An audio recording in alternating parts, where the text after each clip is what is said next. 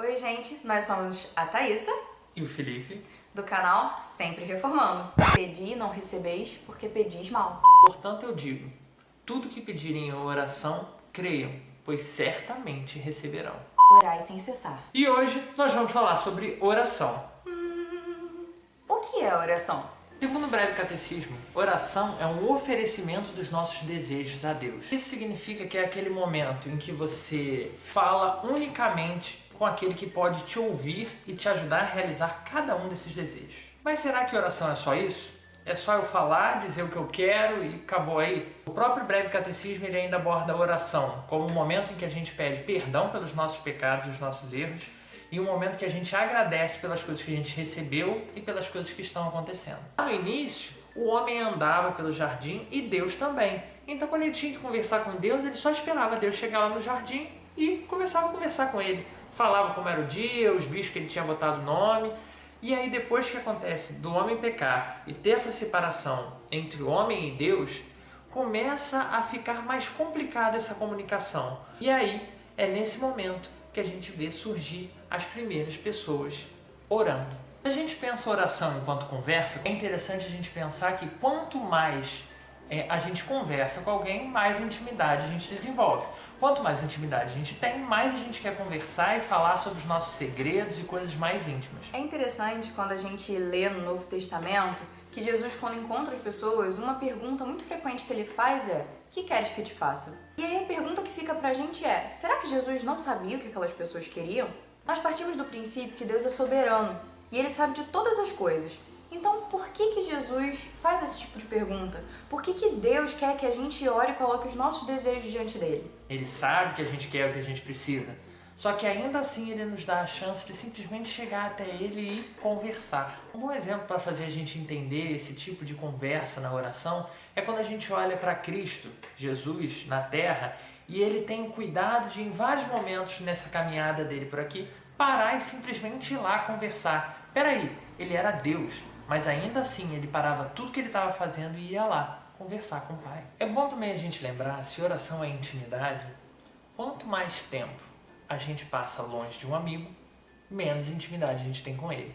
Se a gente quer ter intimidade para chegar a Deus e pedir as coisas que a gente sonha, e pedir ajuda, pedir socorro, a gente precisa ter ele como nosso amigo. E isso só através da intimidade, só através de um contato constante com ele. Deus realmente nos chama de amigos na sua palavra. E pensa bem, você como amigo, você gosta de um amigo que chega pra você só pra pedir? Algo muito importante que a Bíblia fala também é que a gente não sabe orar. A gente ora muito mal. É por isso que a Bíblia fala que o Espírito Santo, ele auxilia a gente na hora da oração. Senhor, ó Pai, obrigado, ó Pai, pela noite, ó Pai, pelo dia, ó Pai, pelo sonho, ó Pai, obrigado, ó Pai, amém. Você fala com um amigo assim? Eu ouvi uma vez um testemunho de um pastor que ele foi com um grupo pregar no Nordeste, num lugar do Nordeste. Já era o segundo dia de programação e chegou um homem se arrastando praticamente num instrumento lá que ele usava para se locomover, que não era nem uma cadeira de roda, né, junto com toda a sua família. E aqueles pastores já começaram: ih, glória a Deus, hoje vai ter cura, não sei o quê. E aí já começaram a orar, né, por aquele homem, se aproximaram, foram orando por aquele homem, aquela coisa toda, e nada do homem andar. Eles começaram a ficar: meu Deus, que isso? Por que esse homem não tá ficando curado? E aí aquele homem pegou e falou que até o dia anterior ele espancava os filhos, espancava a mulher, era um homem que bebia, que falava palavrão, um monte de coisa, e ele tinha sido tocado pela palavra de Deus, e Deus tinha realmente transformado a vida dele, e ele estava levando ali a família dele naquele dia para que eles recebessem a mesma palavra de vida que ele tinha recebido. Às vezes a gente quer ver uma mudança externa, quando o principal que Deus quer fazer é mudar o coração das pessoas. Às vezes, acaba sendo mais importante o que eu quero que mude no outro do que o que o outro realmente precisa mudar. É muito comum você ver pessoas na igreja que começam a orar muito e começam a se achar muito especiais ou muito santas porque oram. Certa vez eu ouvi de um professor algo que eu fiquei refletindo muito, e foi algo do tipo: às vezes O que Deus mais quer da gente é que nós sejamos humanos. Muitas vezes a gente quer viver uma espiritualidade muito grande, só que nós não podemos nos esquecer que nós vivemos na Terra. Existem pessoas sofrendo ao nosso redor, existem pessoas com fome. A gente vai desconsiderar essas pessoas porque a gente é muito espiritual? Uma vez eu li uma frase de um pastor que dizia algo do tipo, que ele não conseguia entender como era possível ter crentes que não gostavam de orar.